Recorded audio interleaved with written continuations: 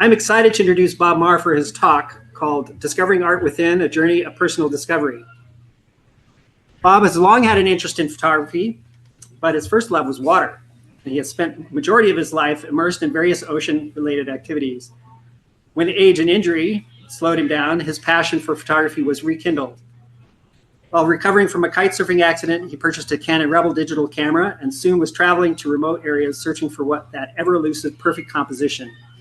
As his skills improved, he experimented with different techniques and genres in addition to traditional landscapes. In this presentation, he will talk about his journey discovering his capacity for art. We will also discuss how he pre-visualizes what a scene will look like in a print as he captures the image.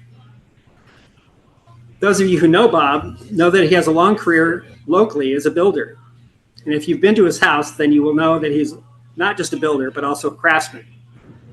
Bob pays close attention to quality in his builds, and that attention to quality carries over to his photography. Please join me in welcoming tonight's speaker, Bob Mahrer.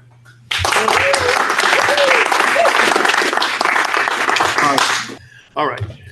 Most of you know me, but for those of you who don't, I'm Bob Mahrer, and I'm the one that sends out those pesky emails about the sharing segment of our meetings. I'm also a local photographer, and my company is Fish Out of Water Photography. It's an honor for me to speak to you this evening, but I have a confession.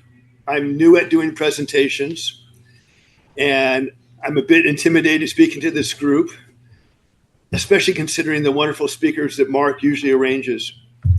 Still, it's my hope that you will find out that what I plan to discuss this evening helpful. I also want to apologize for reading most of my presentation, but as some of you are painfully aware, I'm easily distracted, and I'd probably wander off topic if I ad-libbed. My talk today is about how photography helped me discover the art within me. For most of my life, I was convinced that I had no aptitude for art, but I eventually learned that my capacity for art was simply hidden. I believe that if I could connect with art, that even those of you who feel you're not artistic have hidden potential as well. Photography could be just the key you need to unlock the art within you, as that has done for me. For some unknown reason, early on, I was drawn to photography. I saved up some money working after school and on weekends and bought my first camera while I was in high school, a Canon FTB with a 50 millimeter lens. I shot some color, but mostly black and white film, and eventually ended up buying some used darkroom equipment. I spent a few years breathing the chemicals and producing some very forgetful prints. I took careful notes on my settings while shooting, hoping that would help me learn how to be a better photographer. There was just too much time between shooting and printing in my darkroom to notice any improvement. Still determined to learn, I signed up for a photography class at the local junior college. My instructor was good, and so were the other students, but I was embarrassed by my uninspiring images. My instructor continued to encourage me and must have seen something that I didn't, because at the end of the class, he told me I could be good at photography if I stuck with it. I traveled whenever I saved up enough money to surf places like Mexico, Central America, Indonesia, and the South Pacific. I always had my camera with me and took mainly travel snapshots. Eventually, though, I started to get a sense of how the camera saw the world as opposed to how it looked through my eyes. To support my travel habit, I worked in construction and eventually obtained my contractor's license and started a construction business. I remember years ago, a developer that I was doing work for asked me to design a fireplace mantle. I had never designed anything before, and if I were to look back at it, it was likely poorly done. It did, however, spark an interest, and I started studying and then designing some of my own construction projects. I'd walk through the jobs afterwards with my crew, and we were very critical of my design choices, learning what worked and what didn't. Soon clients were requesting that I design their projects, and my company evolved to a design-build firm. This experience gave me confidence in my design abilities, which has helped me considerably with my photography compositions. About 15 years ago or so, I had a bad kitesurfing accident, and I was laid up for a while.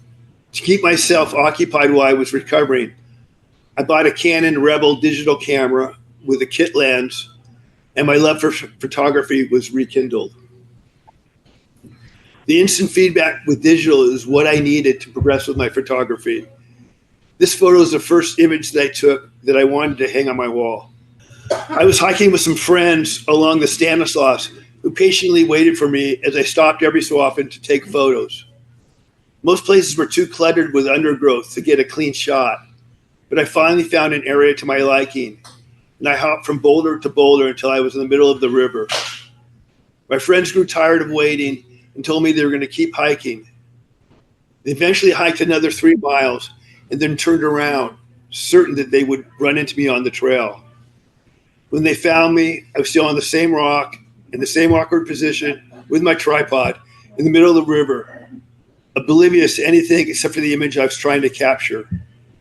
When I'm concentrating on a photo, time has no meaning.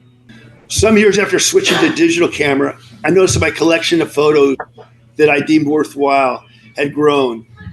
I had been a yearly visitor to open studios, so I considered applying to be a participant.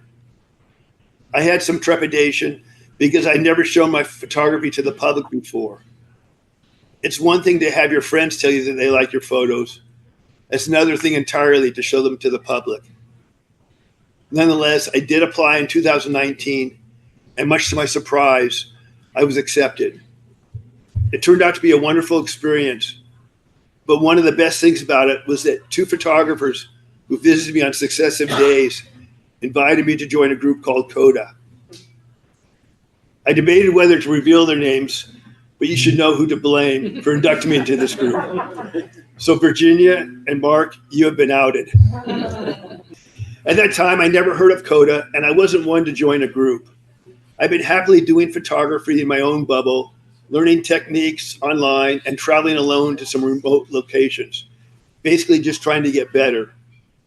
When a day later, the second photographer suggested I try this group called CODA, which I was told was the acronym for Community of Digital Artists, I thought, okay, maybe I should check it out. It was too late for me when I realized that CODA really stood for Cult of Digital Artists. Since Open Studios is in October, I went to my first meeting in November of 2019. And the only meeting that I've missed since was a few months ago when Ann, the director of Open Studios, had a retirement party. In hindsight, I think that it was good that I started out shooting alone so I could get comfortable in my own style of photography and not try to emulate other photographers. However, joining CODA has helped my photography immensely. It has exposed me to many knowledgeable and passionate artists with a wealth of experience. It has also forced me out of my comfort zone to try other types of photography besides landscapes. Fish out of water photography. Every name has a story, and it's no different with fish out of water photography, which abbreviated appropriately enough is FOO photo. On a whim, I decided to visit Death Valley, and I found the vast, dark beauty astonishing. For one who had spent most of his free time immersed in ocean-related sports, the desert surprised me by how quickly it captured my soul. Soon I found myself visiting multiple times a year, especially if there was inclement weather forecast. My surf buddies would call me to tell me of an impending swell and derided me when I informed them that I was in Death Valley. They simply couldn't understand what I was doing so far from the ocean. It then occurred to me that I was like a fish out of water, which perfectly described me and my photographic endeavors. Definitely a fish out of water. Mick Singer, a good friend and fellow photographer who most of you know, took this photo of me in a very remote area of Death Valley. We went hiking, looking for a different composition, sure that the perfect one was over the next rise.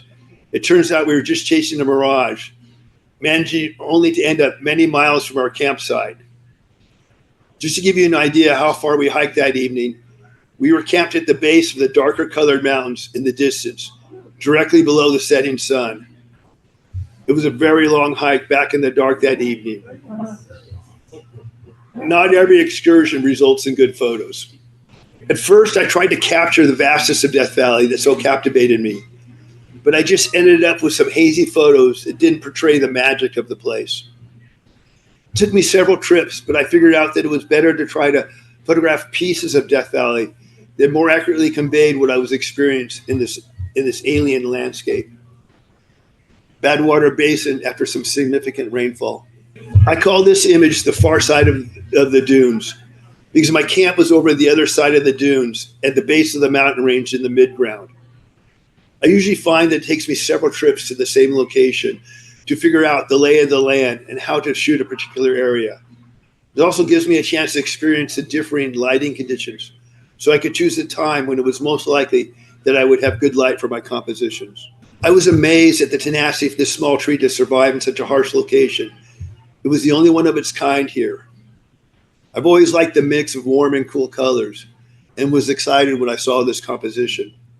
I'm always searching for good light. This time persistence finally pays off. Warm morning light to highlight the many layers.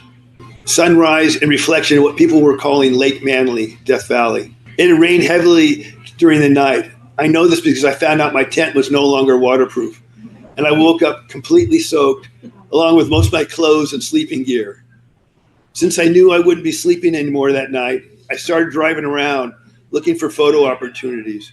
It was gray and drizzling, but I thought the pattern of the water coming out of this wash into the playa looked interesting. I figured that it would probably work best as a black and white image, but after taking a shot, I was surprised to see these blue colors. I hiked up some very difficult, steep terrain to see what the view looked like and for the possibility of a photo. Much to my surprise, I found a pile of junk vehicles from the 40s. It turns out there was an abandoned mine on the other side of the small mountain that I climbed, and they just dumped their old cars and trucks. I like the desert patina on one of the rusted doors. The juxtaposition of the desert colors and snow-capped mountains never fails to catch my eye. Death Valley continually amazes me. Late afternoon light on the dunes. It's always the light that matters. Another late afternoon dune image. I like how the light caught the shiny milkfish bush. This is a rare plant that only grows in a few select areas of Death Valley. This image was taken shortly after a rainstorm, which saturated the various minerals coloring the soils. Lines, layers, and some water. Not what most expect in Death Valley. This is a flywheel from an abandoned talc mine. I like the color palette of the rusted iron. I moved back a short distance for this photo to increase the depth of field, as I wanted as much as possible in focus.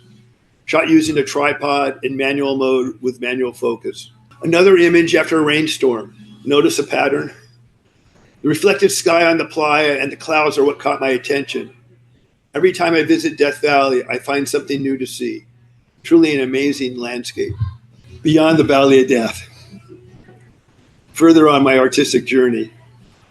On my travels to Death Valley, I discovered other places to explore while refining my photography. I was also reevaluating what images I considered worthy enough to print.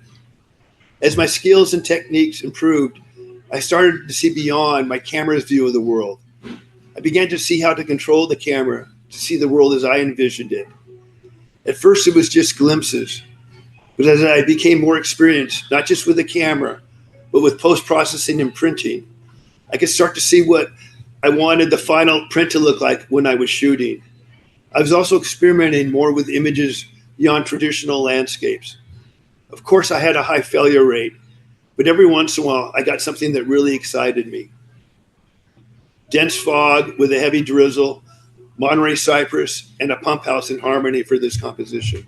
To produce a fine print, it's necessary to become competent enough at using the camera to take an acceptable image, process the digital image using programs such as Lightroom and Photoshop, and finally print an image that is an accurate representation of the processed digital image. Each step has distinct skills that need to be mastered, but that is what it makes it so rewarding when it all works out. Super bloom with a clearing storm, water, and dappled lighting in Central California. I think of my camera equipment as needed tools to capture a scene that's a good representation of what my senses registered.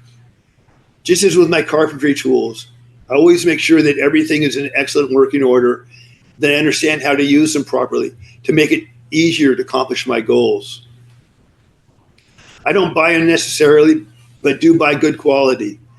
I don't want any equipment distractions when I'm out in the field. Keep in mind that it's the techniques that are most important. You never hear anyone comment to an accomplished painter, "That's a beautiful painting. You must use very good brushes." I have, however, and I'm sure some of you have been told more than once, "That's a nice photo. You must have a really good camera." Fall colors with clearing clouds and mist, Yosemite.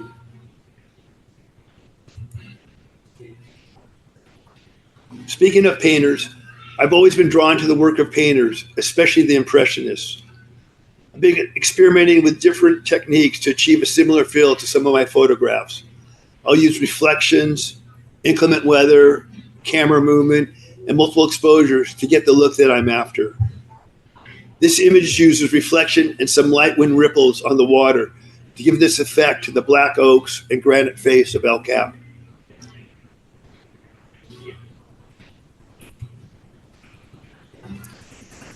This image uses the incoming fog to diffuse and soften the scene.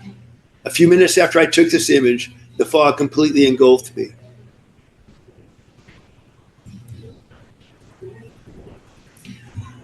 This photograph of a lone pine on a granite face uses both inclement weather, a heavy snowstorm, and camera movement to capture the falling snow. I used a slow shutter speed with my telephoto lens. I rested the lens on the window of my truck and started the engine to slightly vibrate my camera. With experience, I was gaining knowledge of what combination of equipment and technique would give me the look I was seeking. I always remind myself that at any given location and lighting condition, there is a good photo to be had. I just might not have either the experience or the imagination to see it. This is another one that uses a reflection to bring out the textures and patterns in the granite cliff and to soften and slightly distort the trees in the midground.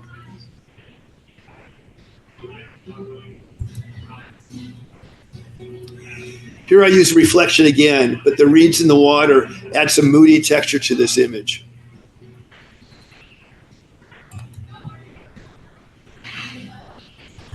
I left the Vermilion Cliffs in Arizona that morning and was headed home, not sure how far I would get. 14 hours later, I chanced upon this spring scene, a late season storm on these coastal hills. There was a nice bloom happening, but it was snowing on top of the hills with a lot of mist down lower. Even though I was dead tired, I spent several hours driving back and forth, determined to do justice to the beauty that I was witnessing. I've learned the hard way. The images that I can't forget are the ones that I passed up.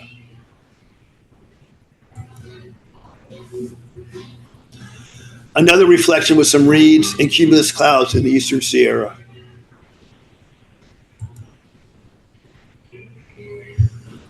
On this day, there were ocean squalls moving through. I was panning with a tripod to keep the camera movement horizontal. Most were unsuccessful.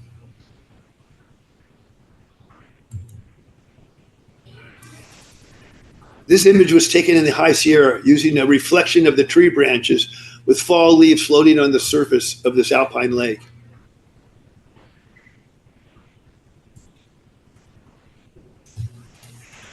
This early morning image again uses horizontal camera movement on a tripod.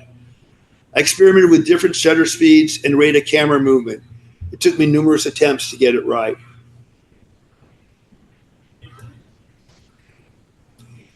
Eastern Sierra with aspens in the fall. This time I used handheld camera movement.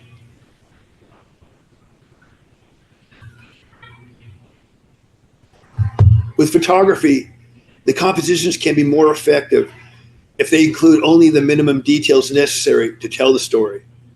But keeping distractions out is one of the most difficult things to accomplish. Reeds, water, and a few clouds.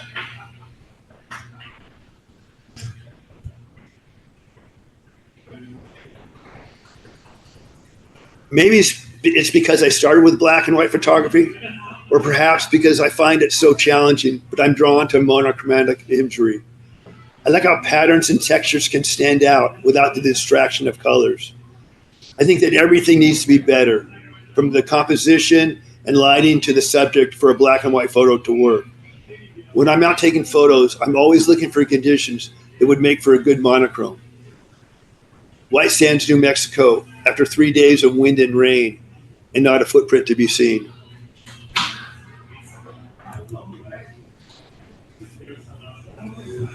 Monarchs are typically printed in color, but I liked how the eucalyptus branches mimicked the patterns in the monarch's wings and thought that a black and white image would highlight this.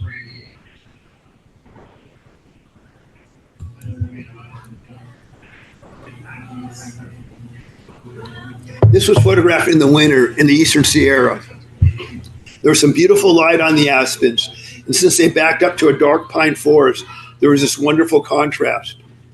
I used a tilt shift lens for this image. This articulating lens, when tilted, can manipulate the focal plane and change how much of the image is in focus. I use tilt shift lens frequently, and they can be very challenging to use, but the results are worthwhile. For this shot, I wanted every part of the aspens to be in focus to accentuate the contrast between them and the dark background.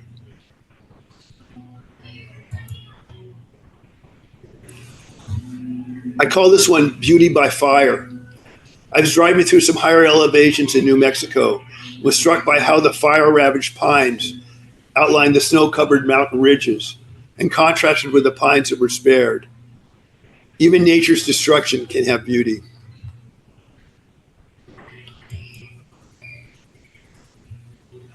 This is a soap tree yucca in very harsh lighting at White Sands. The shadows and high contrast caught my eye.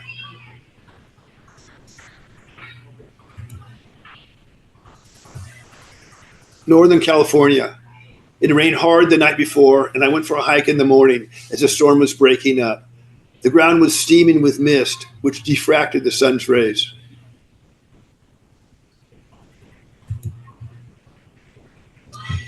I mentioned inclement weather. This is the reason I prefer to shoot in adverse conditions. It could add drama and tension to an image.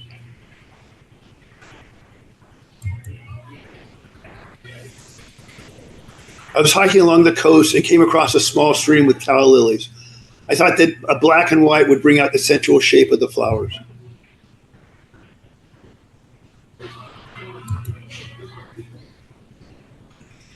Another image from my trip to New Mexico last spring.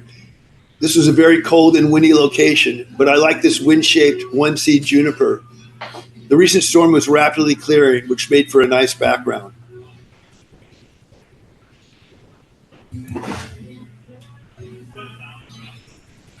This day, the fog was drifting in and out along the coast. I liked how it softened the background and diffused the light on this Monterey cypress.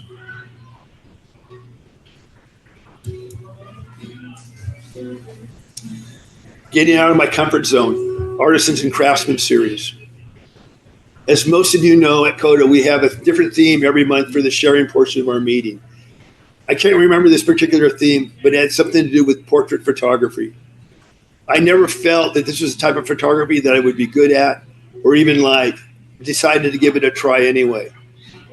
My idea was to photograph some of the talented craftsmen that I knew from my construction business, as well as some of the artists that I've been meeting through open studios. The first photo of this series is of my good friend Roger, working in his shop.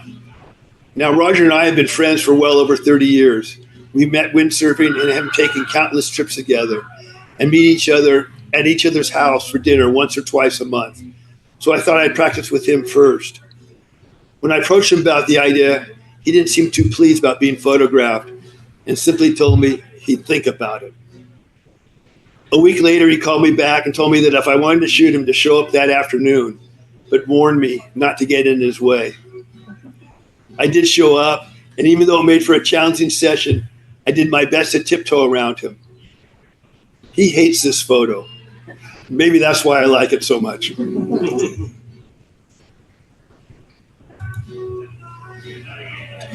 This is Karen, a good friend and a wonderful artist in her studio. For this series, I wanted to concentrate on the hands and the artwork.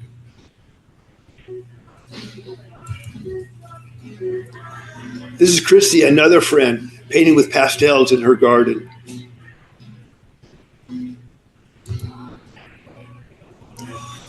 I first met Joe when we were both going to college in Santa Barbara, surfing together whenever we could. We reconnected in Santa Cruz when I was just learning to windsurf, and he was already very accomplished at the sport. Here he is working in his sail loft on a repair.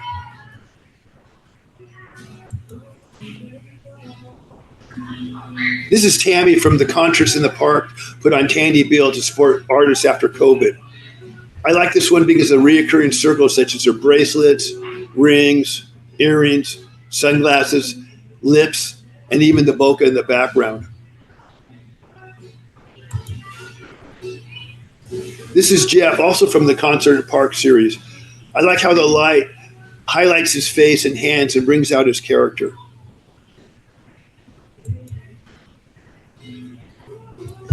I first met Jeffrey, a wonderful singer, while traveling in Utah. She has a brother living in Santa Cruz and asked me to photograph her for some publicity shots when she was in town for a visit.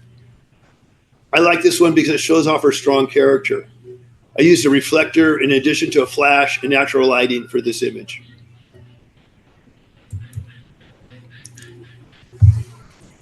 Jim is an outstanding craftsman and another longtime friend. I've been pleasantly surprised by how much I've enjoyed photographing this ongoing series. It has expanded my skill set and allowed me to honor these trusted local artists and craftsmen.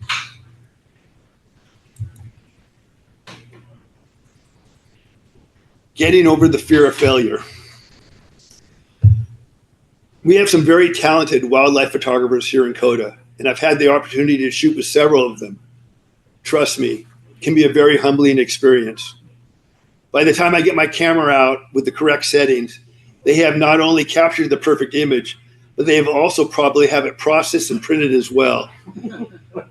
About the only time I get a wildlife image is one of my landscape compositions gets photobombed by some stray critter. Needless to say, I've never shown any of these images to the public before, but sometimes we just need to face our fears.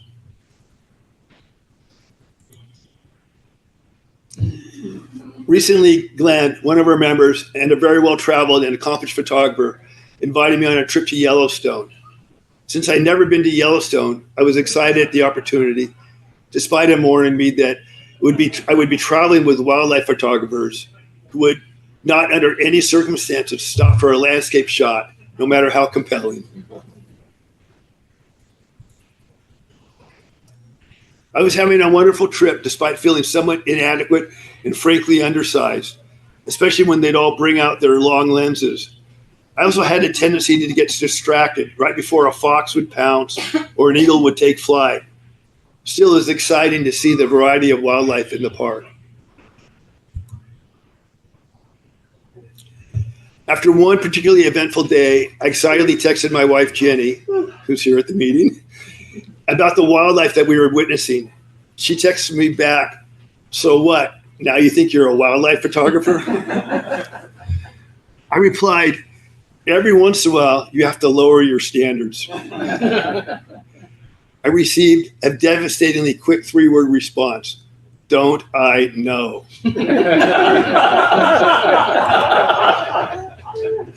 Don't I know? I probably should have been insulted, but as a guy over the years, I've learned to instantly analyze every situation to minimize any effort on my part. I decided that it'd be much easier for her to lower her standards than for me to raise mine. So I just sent her that heart emoji, which is satisfyingly simple on my part.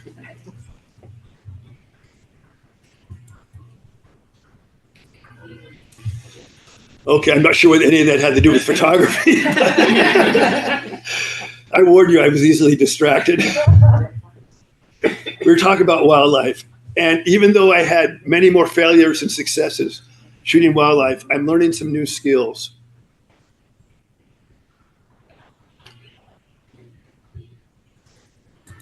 Is that a red fox? Red fox, yeah. Red fox. Hopefully I can continue to improve, but most importantly, I faced my fear of wildlife photography and even had fun along the way. One last red fox image.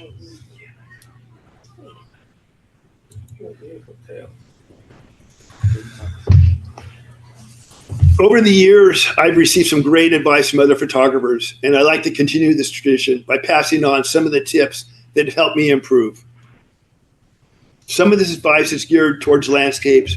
Some might not be helpful for your style of photography, but hopefully at least some of it is useful for you. A fool's photo tips. Take it for what it's worth. Have fun. I shoot photos for numerous reasons, but mostly because I enjoy being creative and having fun doing it. I always hope to come back from a photo session with at least one good image, but sometimes it just doesn't happen. Still, I have a great time and I get to see some beautiful places. The Boardwalk Centennial Celebration.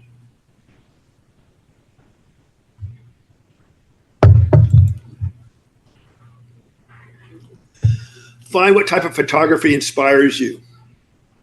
I'm not sure why I was drawn to landscape photography in the first place. I just know that it fuels my passion.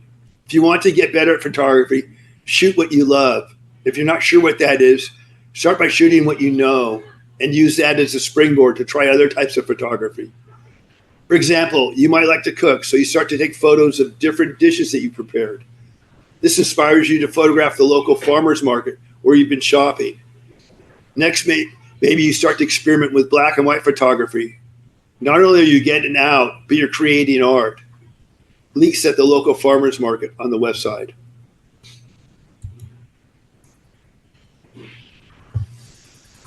Shoot many images, but shoot with intent. Years ago, I happened to be remodeling a home for a professional photographer, and I asked him for advice. He simply said, just shoot a lot. I've never forgotten that advice, but would like to add, shoot with intent. What is your subject, and what story would you like to convey? How will your composition aid in getting your story across? Would it be better to use a wide angle or a telephoto? Should you shoot low to the ground, or would a higher perspective help?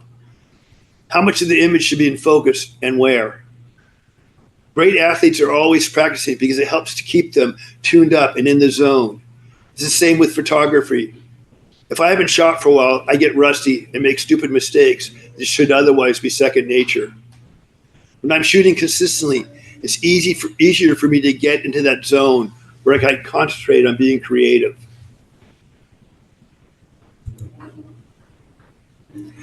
I call this photo Winter's Gold. I was the only one on the beach because it was very cold for Santa Cruz. In fact, it snowed on the beach early the next morning.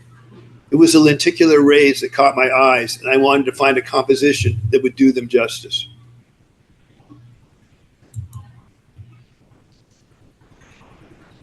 Use a tripod. I use a tripod for most of my photography and recommend that you do so as well. A tripod allows you to concentrate on your composition and not on holding the camera still. Using a tripod will give you a sharper image while having the full range of shutter speeds available. Other techniques such as focus stacking, multiple exposures, and macro photography are easier with a tripod. The White Mountains during a lunar eclipse. This is a composite image of 3 shots using a tripod. One for the bristle cone, one for the eclipse side of the moon, and the last for the bright side of the moon. It wasn't possible to get the correct exposure and focus in a single shot. I know because I tried.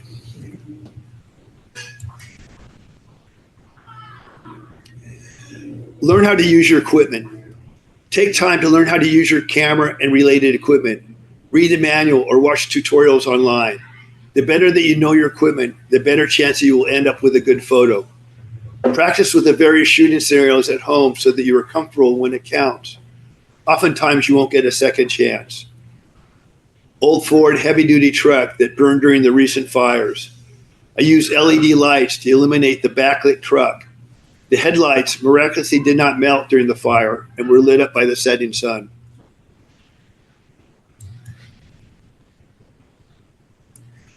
Shoot in the manual mode. I prefer to shoot in the manual mode because I want to make conscious decisions on my camera settings. Modern cameras do a remarkable job with their algorithms in the various auto settings, but they haven't yet figured out how to read my mind, to know my intent with each composition. Start out with some of the auto settings, but as you gain experience, switch to the manual mode. For most situations, I also prefer to use manual focus with my landscapes to ensure that the areas of focus are exactly where I intend them to be. Sunset during a super bloom.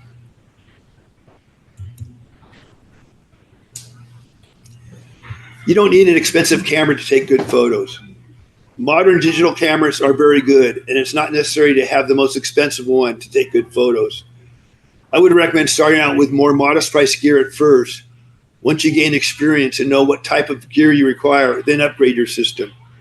Look for a camera that has a manual mode and perhaps interchangeable lenses. Skill and creativity is much more important than equipment. To get to this viewpoint overlooking Monument Valley, it takes about 5 hours on one of the worst dirt roads that I've had the pleasure of traveling. Last light of the day, highlighting the juniper.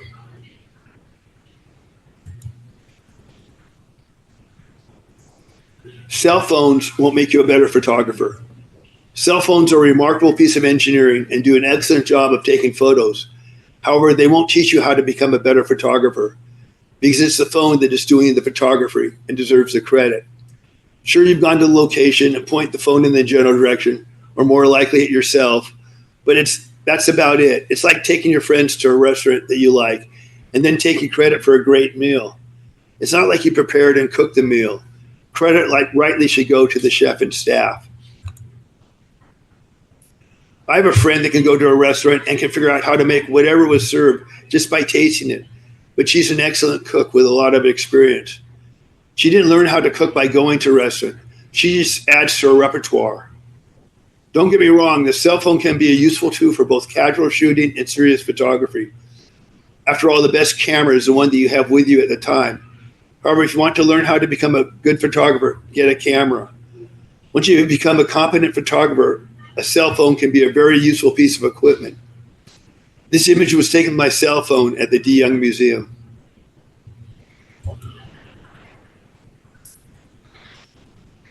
You don't need to travel to exotic locations. There are photo opportunities all around. It's easy to think that if I could only go to an exotic location, I could get some good photos. It's not necessary to travel. We just need to see our common places in a new light. This image was taken in my front yard of some floating ginkgo leaves in my koi pond and the reflection of the surrounding Japanese maples.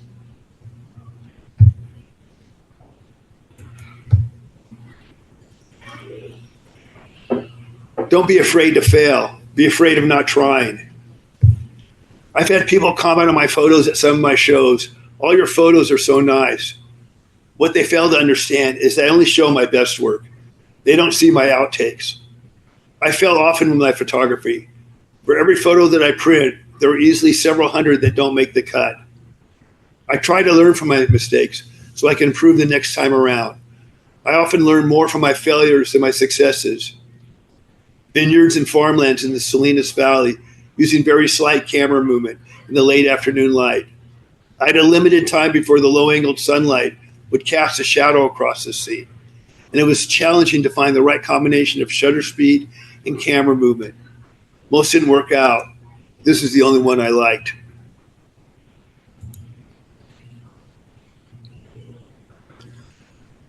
Become proficient at the 3 phases of photography.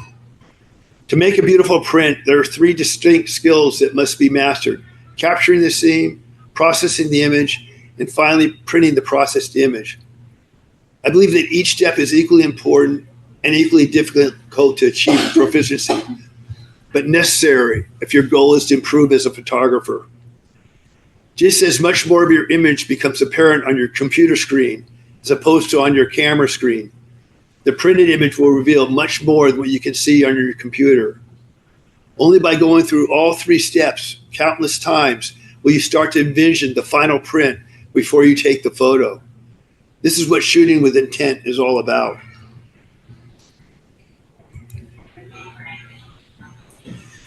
This doesn't mean that every photograph will be successful, but it will open your mind to the endless possibilities of combining these differing skill sets in creative ways. To me, the process of creating art through photography isn't complete until the final print is viewed. Walton Lighthouse, where the sea meets the sky.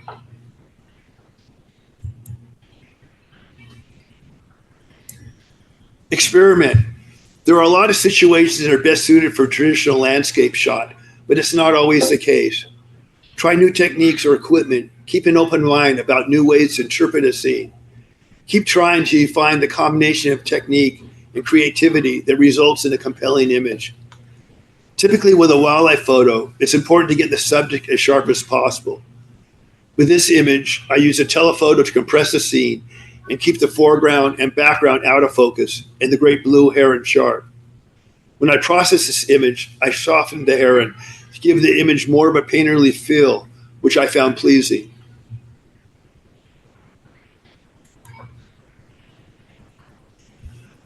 Trust yourself.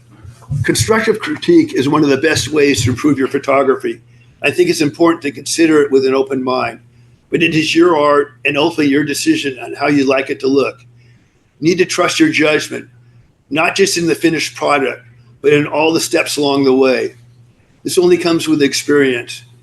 With some of my images, I realize they won't resonate with most people. This photo is an example. I used camera movement for this image of these sunflower fields. I like the patterns and colors, especially the deep blues and the furrows between the rows. To me, it brings out the essence of these rich, fertile lands of Central California. The reaction that I've received is muted at best, but that's okay. I still like it.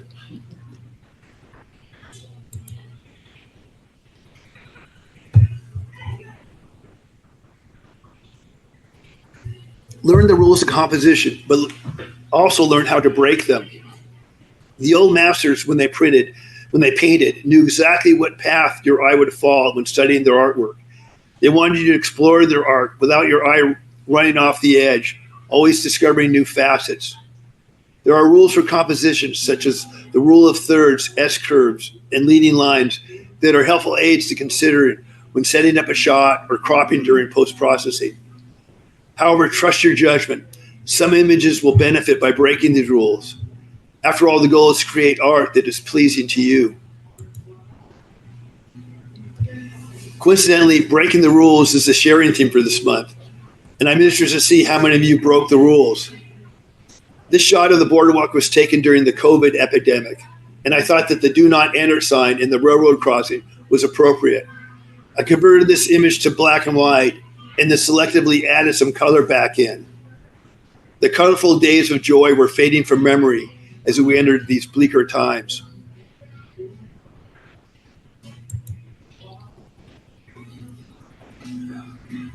Learn from others, but shoot for yourself. I've talked to artists who feel pressured to cater their art to the latest trends on social media or what they think might sell well. I understand the reasons why this might be a compelling path, but my advice has always been to listen to that inner voice and follow your heart.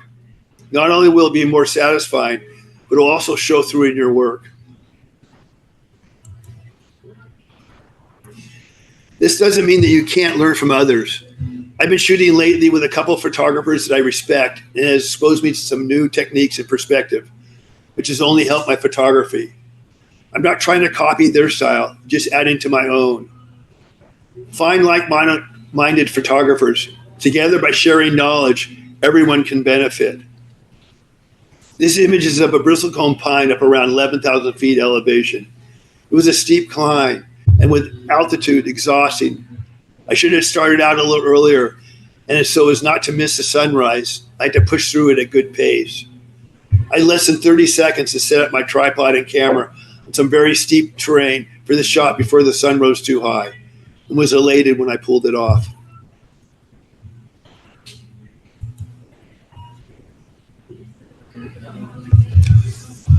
I believe that all humans have the capacity to be creative, and that it has been the key to our survival. Some can tap into this creativity from a young age. Others, like myself, need to find the hidden art that is within us all. My friends and family are surprised by my metamorphosis, but no one is more surprised than me. As my art evolves, I'm continually excited by the possibilities and where this passion will lead me. Unlocking my capacity for art has enabled me to see a world limited only by my imagination. What will it take for you to free the creativity within you? Thank you, and I'll be glad to answer any questions.